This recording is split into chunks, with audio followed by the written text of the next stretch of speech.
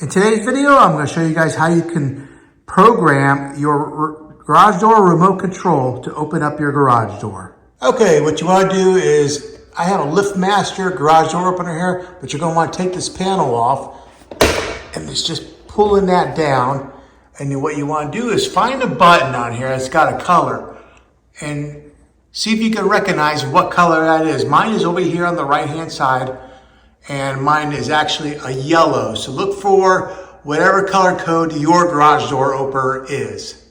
Okay, once you do that, you're going to want to go over to the remote control here, and you're going to press these two buttons right here, and you're going to press and hold them until the LED light shines right there in the middle. So I'm going to press and hold them.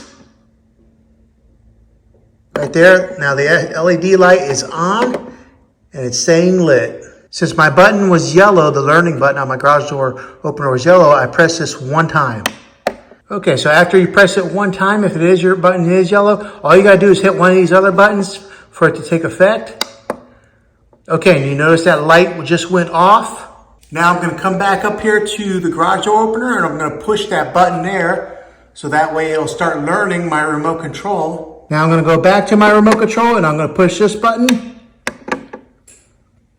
And my light just flickered on my garage door opener, and it should now be connected. So we're going to go ahead and give it a try. We'll push the button and see if the garage door opens. There it goes. Okay, so since my button's yellow, I press it once. But if you have a purple button, then you would press it 2 times. If you have an orange or a red button, you would press it 3 times. And if you have a green button, then you would press it 4 times. And that's how you program your remote control for your garage door opener.